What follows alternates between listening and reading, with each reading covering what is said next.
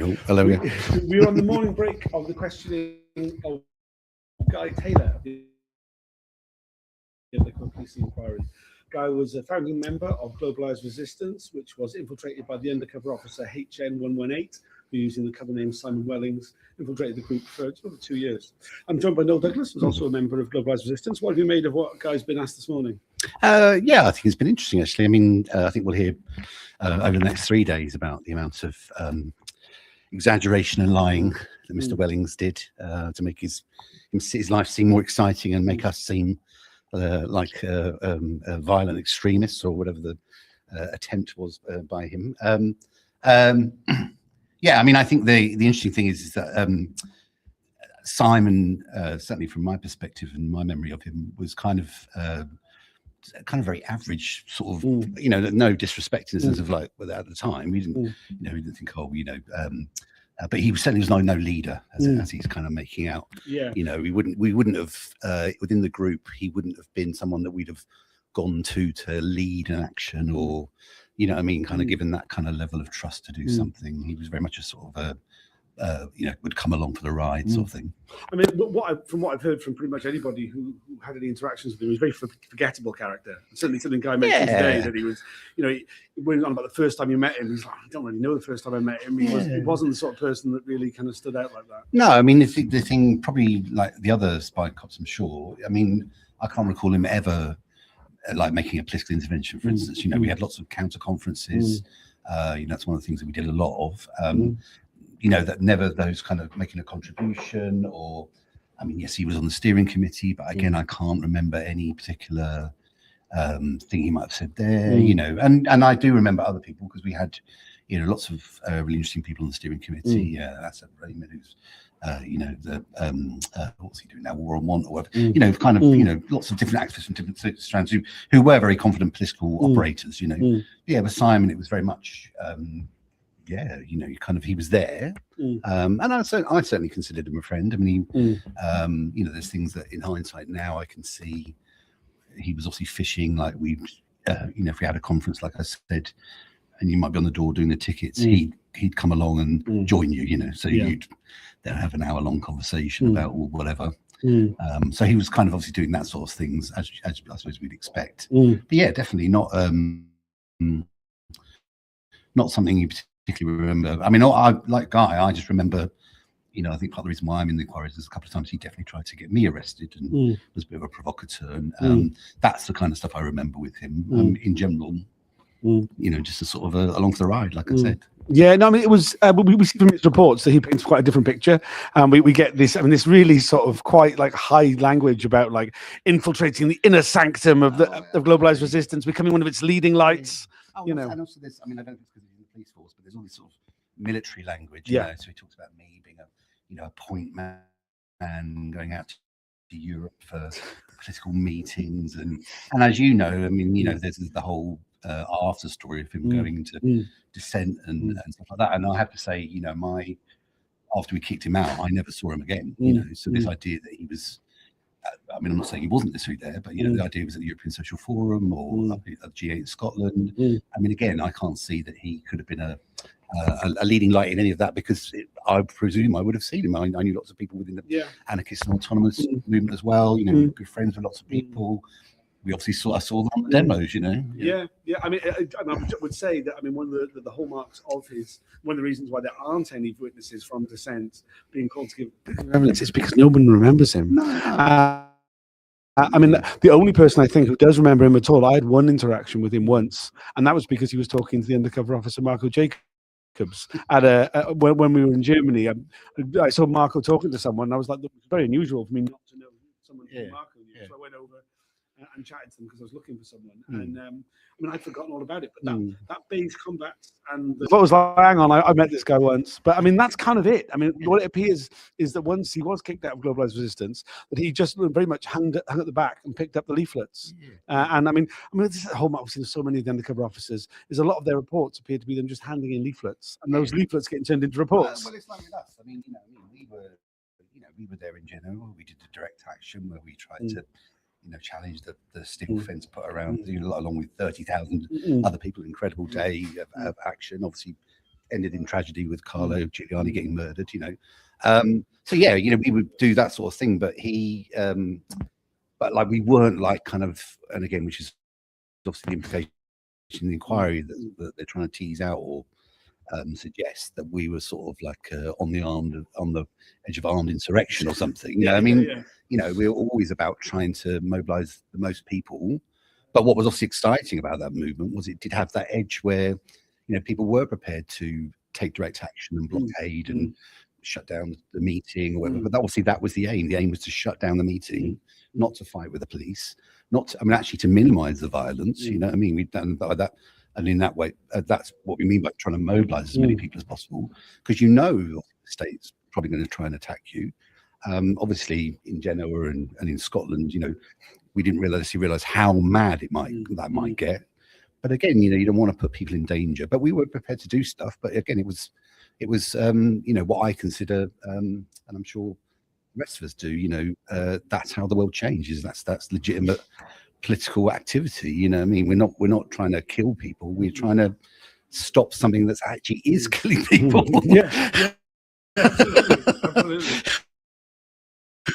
We've seen a lot of there's been a few sort of questions or points put to by Don Ramble, the assistant counsel to the inquiry, about how like somehow there was a justification somehow for this deployment because of a sexual relationship.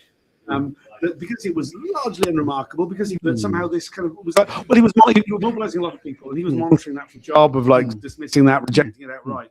But it's almost like, well, he wasn't like the other undercover cop, so he must be okay, really. This is probably very low hanging fruit. But what do you think of that sort of line? Well, I think the thing is, we're all not naive, are we? Right? We all understand that if we're trying to change the world, the people in power are going to spy, and it's probably still going on, unfortunately, whatever. But of course, there isn't anything that we're doing, like I say, that you couldn't find out. It's not like you need to put someone in the organization for years to find out that we're organizing a demo, and obviously that's taken to a whole other level with, the horrific deception in the sexual relationships. It seems to me that it's our argument or our is that it shows actually that the state acts in these kind of unjust ways, because if we are in a democracy, then that is legitimate democratic activity. And if I'm not, none of us, I was never arrested, none of us planned or organized criminal activity. And by that I mean I don't believe civil disobedience and property damage particularly is criminal activity, in the sense of harm to human beings. Then what is the justification? It's a huge waste of money. But like I say, we're not naive. We know why they do it, but that's obviously part of it's part of the argument, isn't it? It's part of the struggle, to say that actually this is in a sense you're not living up to your claims of us being in a liberal democracy, right? Yeah. You're essentially acting in authoritarian and sort of fascist ways. Yeah, sort of proving our point. Proving a point. Yeah, absolutely. Yeah, absolutely. You'll be giving evidence to the inquiry yourself on Wednesday. Yes. It's your first time at the hearing? Yes, it is. What do you make of it? It's very interesting. Actually, it's nice to be here. Obviously, I've watched you online and all the fantastic work you've been doing. It's kind of. I'm amazed at the amount of people in the room. Right. Yeah. I presume that's all the people solicitors, or I don't know what the. Yeah, there's a lot of people, isn't there? Public inquiries are banquet for lawyers, and that is the dinner table. Well, and as we know, it's been going on for so long, hasn't it? It's very interesting. Obviously, we just hope that at the end we'll get some sort of resolution that gets some level of justice for people. I think we'll have to see. I don't think that's going to happen. No, I'm obviously not optimistic. Yeah. I think the best part of this whole thing is the journey. Yeah. And it's the things we find out. It's answering those questions that many of us have had, like nagging in our brains about events in our lives. Absolutely, and it's also the way that all this is out in the open. Exactly, yeah. I'm sure other court participants. I had all my documents served in the summer, and it was obviously very disturbing to read all these reports. But it's great that in a sense it's being put out into the public, and we're doing things like this, and hopefully we can give a bit of pushback, against these sorts of things happening again. Yeah. I mean, I'm always like, it always kind of comes into my mind. I think you might feel the same. Is that when we were running around those European cities dodging tear gas, back in the day when it was much younger men, we never thought we'd be here. Kind of absolutely not seeing the police reports on us, kind of actually being put in front of us. So I mean, that's a victory in itself. Oh no, absolutely. Well, it's kind of. I mean, like I say, it's sort of. It's as I say, it's very strange, isn't it? Because it's we're talking about 20 years ago now. But I think in a sense, the shame is that the things that we were warning about that were going to happen have unfortunately all happened, and we need to get that sort of spirit back that was there 20 years ago, where it did seem that we were moving towards, actually achieving things and that. Yeah. So hopefully, this can be part of that as well in terms of, making people more aware and kind of giving people confidence to fight back against these things, rediscovering the optimism, because I think something which really comes forward. I'm like, this does feel like an exercise in relearning our own history. But there was huge levels of optimism back then. Absolutely, it was super exciting. I mean, that's why I got involved, and it's like Guy was saying, it was when all that.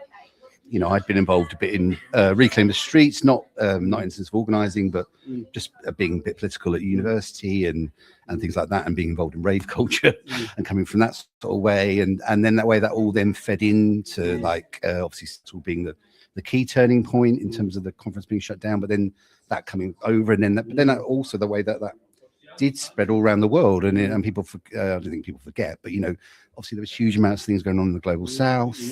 We had obviously the World Social Forum and all those sorts of things came out of it as well, and the anti-war movement actually came out of it too, which we were obviously part of helping along, and it was it was the fact that these demonstrations had that mix of being mass demonstrations and having the sort of edge of the direct action, which is obviously what brought the media attention and stuff like that.